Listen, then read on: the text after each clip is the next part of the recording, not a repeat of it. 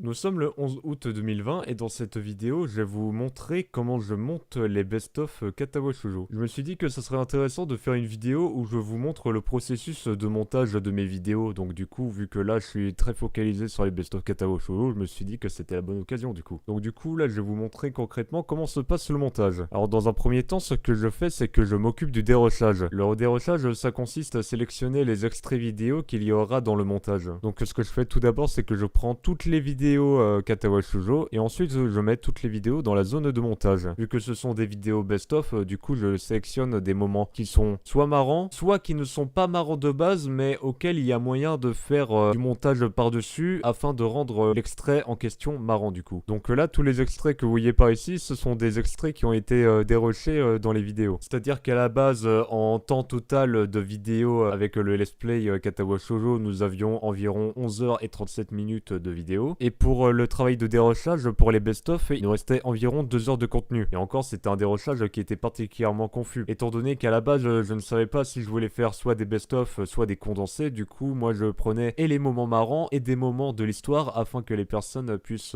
comprendre au préalable. Mais après avoir terminé le dérochage, j'ai changé d'avis et j'ai préféré faire des best-of. Donc du coup, ce qui se passe, c'est que à la base, il devait avoir genre 2 heures de best-of en termes de contenu. Sauf que du coup, il y a par-dessus le dérochage un autre travail de dérochage qui permet du coup de filtrer à fond le contenu qui sera utilisé pour les best-of. Et du coup, là, il y a beaucoup moins de temps. Vous pouvez le constater, le premier best-of, il a duré genre 17 minutes environ, le deuxième environ 12 minutes, et le troisième, il a duré environ 9 minutes. Donc, comme vous pouvez le constater, les best-of sont de plus en plus courts. Faut dire qu'au début, j'étais vraiment très focalisé sur le fait de faire des blagues, et puis après, petit à petit, j'étais plus focalisé sur l'histoire et le fait d'interpréter au mieux les personnages. Donc, du coup, il y a de moins en moins de blagues et du coup c'est un peu plus sérieux. Donc du coup moins d'extraits marrants à garder, ce qui fait que du coup il faut se montrer créatif au niveau du montage pour pouvoir réussir à faire des blagues sur certains extraits vidéo. Donc ce qu'il faut comprendre de la partie dérochage, c'est que au final je fais un dérochage qui permette d'avoir une vue d'ensemble sur ce que sera les vidéos, et puis à la fin de ce dérochage en fait il y aura encore un autre dérochage qui se fera naturellement au fil du montage, parce que évidemment tous les extraits que j'aurais dérochés c'est pas forcément des moments drôles. Quelque chose que j'ai oublié de préciser, c'est que tous les extraits dérochés, je les ai tous mis dans un fichier qui regroupe tous les extraits dérochés en fait. Et puis après, ce qui se passe, c'est que quand je termine un best-of, bah je supprime les extraits dérochés que j'ai utilisés, ce qui permet à moi de m'organiser beaucoup plus facilement. Et sinon, les extraits dérochés que je vais utiliser pour faire un best-of, je les mets dans un autre fichier Sony Vegas afin de pouvoir m'organiser beaucoup plus facilement. Parce que t'imagines bien que si j'avais fait le montage avec tous les extraits dérochés dans un seul fichier, ça serait absolument le bordel pour m'organiser. Surtout que Sony Vegas c'est un logiciel qui a la fâcheuse tendance à crash de manière assez aléatoire. Mais en tout cas, étant donné que Sony Vegas crash très souvent, je fais en sorte d'avoir la qualité du projet en brouillon quart. Comme ça, Sony Vegas utilisera beaucoup moins de ressources pour fonctionner correctement. Parce que si j'avais mis la qualité du projet en optimisé complet, c'est-à-dire la qualité originale de la vidéo, en fait le logiciel il crasherait très souvent. Donc du coup, l'optimisé complet c'est vraiment une qualité que j'utilise uniquement dans l'optique pour avoir la qualité originale de la vidéo afin de pouvoir faire un montage plus approfondi sur les détails. Sinon, pour ce qui concerne du coup le montage des best-of Katawa Shoujo en lui-même, bah déjà dans un premier temps il y a le générique d'intro.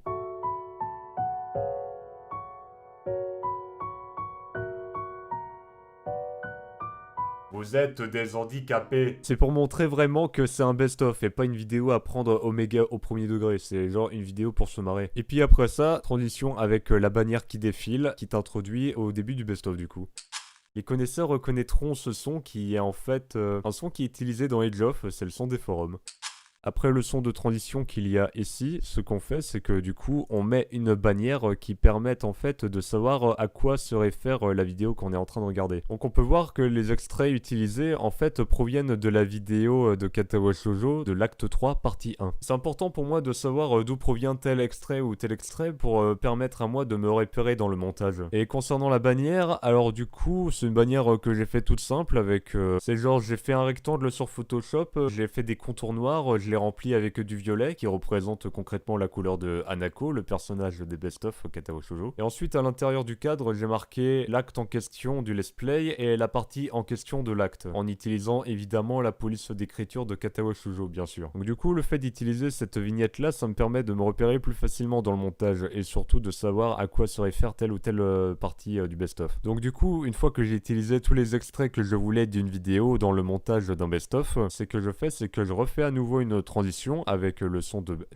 à laquelle s'ensuit évidemment une nouvelle vignette du coup. Vu que là les extraits que je vais utiliser ça va être ceux d'une nouvelle vidéo, donc du coup je le précise en mettant une vignette avec le numéro de l'acte et le numéro de la partie en question, qui fait référence toujours au let's play évidemment. Donc ça c'est pour le repérage, et sinon à la fin évidemment ce que je fais c'est que je remets un son de transition et puis je mets le générique.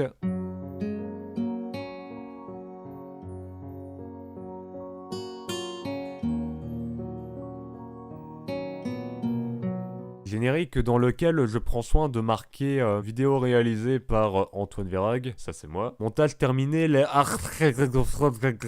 En fait, c'est pas réellement la date de la vidéo, c'est juste que du coup, vu que là j'ai pas encore terminé le best-of, du coup je marque n'importe quoi pour me rappeler que je dois modifier ça pour mettre la date à laquelle j'ai terminé le best-of. Et ensuite, je laisse un espace de noir parce que je savais pas quoi d'autre marquer à l'intérieur. Et du coup, j'ai eu comme idée par la suite d'utiliser les annotations YouTube afin de mettre un rectangle dans lequel il y aura le prochain best-of et un autre rectangle qui servira à mettre la playlist des best-of. Si jamais la personne en fait a découvert ma série de best-of avec ce best-of là, du coup il pourra savoir tous les autres best-of que j'ai fait juste avant, alors du coup avec l'aide de ce rectangle. Donc du coup voici comment je délimite les best-of avec les transitions, l'intro, l'outro et ce genre de choses. Donc maintenant je vais vous montrer concrètement comment fonctionne le montage des best-of en lui-même. Donc du coup comme vous pouvez le constater, je mets toujours les extraits vidéo et audio sur différentes pistes afin de pouvoir savoir à quoi correspondent les extraits. Donc du coup on peut voir que ça c'est une scène et on peut voir que ça c'est une autre scène du coup. Et je fais en sorte que les scènes soient sur différentes pistes pour pouvoir me repérer. Je fais vraiment ça dans l'optique de me repérer parce que là comme vous pouvez constater j'ai fait tout un montage mais sans les mettre sur différentes pistes. Et ça c'est un coup à me rendre confus parce que du coup comment je fais pour me repérer, comment je fais pour savoir que tel extrait est tel extrait, ça j'en ai aucune idée du coup parce que j'aurais tout mis sur la même piste, donc c'est chiant pour me repérer. Ensuite, ce qu'il faut savoir, c'est que il y a quelque chose qui est particulièrement très important dans le montage, c'est le rythme. Je fais en sorte que toutes mes vidéos ont un très bon rythme. Quand je parle de rythme, je ne parle pas de vitesse à laquelle s'enchaînent les extraits, ça c'est des conneries pour moi. Quand je parle de rythme, je parle vraiment de la manière dont s'enchaînent les extraits, est-ce que c'est agréable à entendre, à regarder ou pas. Si c'est agréable, si c'est bien, bah dans ce cas tout est nickel. Par contre, si au ressenti je sens que ce n'est pas agréable ou qu'il y a quelque chose qui cloche dans le rythme, alors je fais en sorte de le modifier jusqu'à ce que j'obtienne le bon rythme pour ces extraits là. C'est vraiment très important pour moi d'avoir un bon rythme. Généralement le rythme c'est quelque chose que je réajuste assez souvent au sein du montage. Et c'est quelque chose qui est encore plus primordial pour moi quand je termine les best-of. Par exemple, là c'est pas encore totalement terminé, mais quand j'aurai tout terminé en fait de faire le montage de tous les extraits pour le best-of,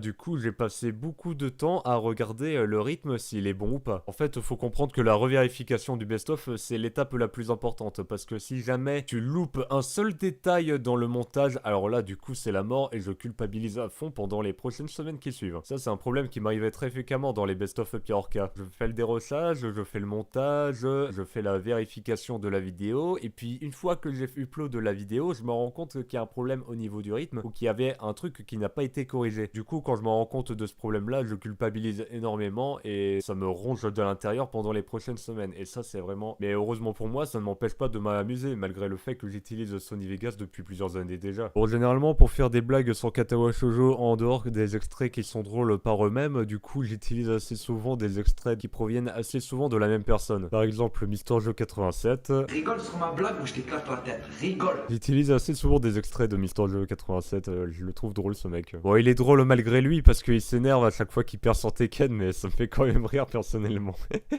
Là, au niveau du déroulement, recherche, on peut voir que la vidéo devrait durer environ 20 minutes, mais encore une fois, j'ai pas terminé le montage et il y a des chances que je trouve des extraits qui sont pas intéressants à garder et du coup que je les vire. Ce qui fait que du coup la vidéo au final elle durera beaucoup moins longtemps que prévu. Sinon concernant le montage de manière générale, ce que je fais pour que ce soit le rythme, les musiques, je fais tout ça au feeling et à l'instinct vraiment. Parce qu'il y a des extraits, je sais pas si je dois les découper, je sais pas si je dois les garder intacts, donc vraiment pour ça, ce que je fais c'est que j'utilise mon feeling afin de savoir comment je vais m'occuper de cet extrait là. Bon sinon en dehors de tout ce que je viens d'expliquer avant, bah je ne sais pas quoi rajouter d'autre réellement. Parce qu'à la base je voulais tourner cette vidéo en mode complète improvisation, mais sauf que j'avais des idées en tête que je voulais expliquer dans la vidéo, mais du coup là concrètement je suis un peu confus et du coup là je sais pas quoi d'autre à rajouter. Bon on va dire qu'on s'arrête là pour cette vidéo et on va voir ce que vous en penserez. Bah je continuerai à en faire afin de m'entraîner du coup à faire de meilleures vidéos de ce genre. De toute façon c'est comme pour tous les domaines du monde, au début tu galères et puis à force de pratiquer ça devient mieux. Donc du coup je vous laisse ici pour cette vidéo, j'espère que ça vous aura intéressé. Sur ce, à la prochaine.